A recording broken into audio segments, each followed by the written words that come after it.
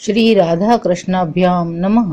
भगवान श्री कृष्ण की कथा का आश्रय लेने वाले भक्तजनों, मैं महात्मा वेद व्यास जी एवं गुरुजनों की आज्ञा से श्रीमद् भागवत महापुराण के द्वितीय स्कंद के 8वें अध्याय का वर्णन प्रारंभ करती हूँ।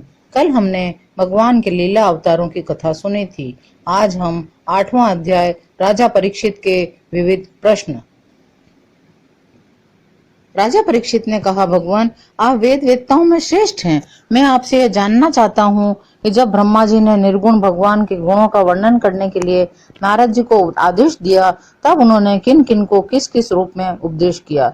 एक तो अचिंत्य शक्तियों के आश्रय भगवान की कथाएं ही लोगों का मंगल करने वाली हैं। दूसरे देवर्षि नारद का सबको भगवान दर्शन कराने का स्वभाव है।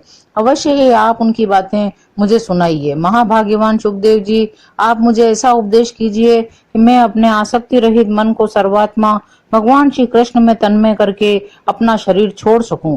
परीक्षित कहने लगे, जो लोग उनकी लीलाओं का श्रद्धा के साथ नित्य श्रवण और कथन करते हैं, उनके हृदय में थोड़े ही समय में भगवान प्रकट हो जाते हैं।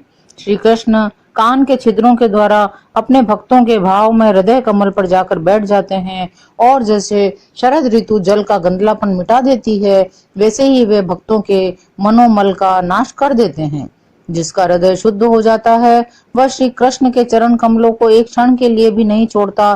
जैसे मार्ग के समस्त क्लेशों से छूटकर घर आया हुआ पथिक फिर अपने घर को नहीं छोड़ता। भगवान जीव का पंचभूतों के साथ कोई संबंध नहीं है, फिर भी इसका शरीर पंचभूतों से ही बनता है।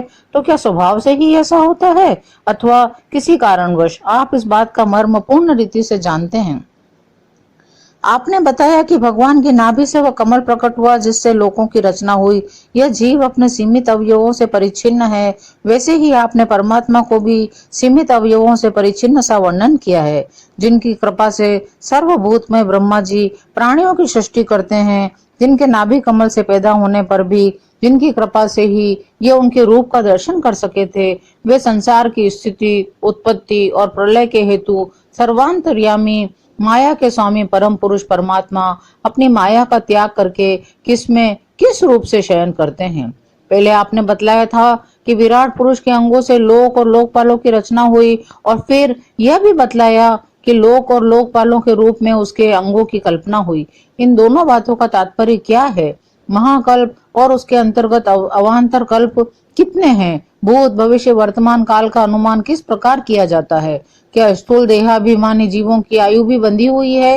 हे ब्राह्मण श्रेष्ठ, काल की सूक्ष्म गति, त्रुटि आदि और स्थूल गति, वर्ष आदि किस प्रकार से जानी जाती है? विविध कर्मों से जीवों की कितनी और कैसी गतियां होती है? देव मनुष्य आदि योनियां सत्व रज तम इन 3 गुणों के फलस्वरूप ही प्राप्त होती हैं। उनको चाहने वाले जीवों में से कौन कौन किस किस योनि को प्राप्त करने के लिए किस किस प्रकार के कौन कौन कर्म स्वीकार करते हैं? पृथ्वी, पाताल, दिशा, आकाश, ग्रह, नक्षत्र, पर्वत, नदी, समुद्र, द्वीप और उनमें रहने वाले जीवों की उत्पत्ति कैसे होती है? ब्रह्मांड का परिमाण भीतर और बाहर दोनों प्रकार से बतलाइए। साथ ही महापुरुषों के चरित्र, वर्णाश्रम के भेद और उनके धर्म का निरूपण कीजिए। युगों के भेद, उनके परिमाण, उनके अलग अलग धर्म, भगवान के विभिन्न अवतारों के परम आश्चर्यमय चरित्र भी बतलाइए। परीक्षित ने पूछा, हे भगवान, विभिन्न व्यवसाय वाले लोगों के, राजर्षियों के और विपत्ति में पड़े हुए लोगों के धर्म का भी उपदेश कीजिए। तत्वों की संख्या कितनी है? उनके स्वरूप और लक्षण क्या हैं? भगवान की आराधना की और अध्यात्म योग की विधि क्या है? योगेश्वरों को क्या क्या ऐश्वर्य प्राप्त होते हैं तथा अंत में उन्हें कौन सी गति मिलती है? योगियों का लिंग शरीर किस प्रकार भंग होता है? वेद, उपवेद, धर्मशास्त्र, इतिहास और पुराणों का स्वरूप एवं तात्पर्य क्या है? समस्त प्राणियों की उत्पत्ति, स्थिति और प्रलय कैसे होता है? परीक्षित प्रश्न पूछते हैं। बावली, कुआं खुदवाना आदि स्मार्त, यज्ञ यागादि वैदिक एवं काम्य कर्मों की तथा अर्थ धर्म काम के साधनों की विधि क्या है? प्रलय के समय जो जीव प्रकृति में लीन रहते हैं, उनकी उत्पत्ति कैसे होती है? पाखंड की उत्पत्ति कैसे होती है? आत्मा के बंध मोक्ष का स्वरूप क्या है और वह अपने स्वरूप में किस प्रकार स्थित होता है?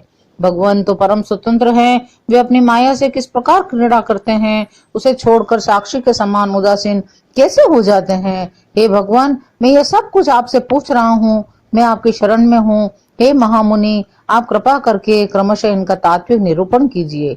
इस विषय में आप स्वयंभू ब्रह्मा के समान परम प्रमाण हैं। दूसरे लोग तो अपनी पूर्व परंपरा से सुनी सुनाई बातों का ही अनुष्ठान करते हैं। ब्राह्मण, आप मेरी भूख प्यास की चिंता न करें। मेरे प्राण कुपित ब्राह्मण के शाप से अतिरिक्त और किसी कारण से नहीं निकल सकते, क्योंकि मैं आपके मुखारबिंद से निकलने वाली भगवान की अमृतमय लीला कथा का पान कर रहा हूँ।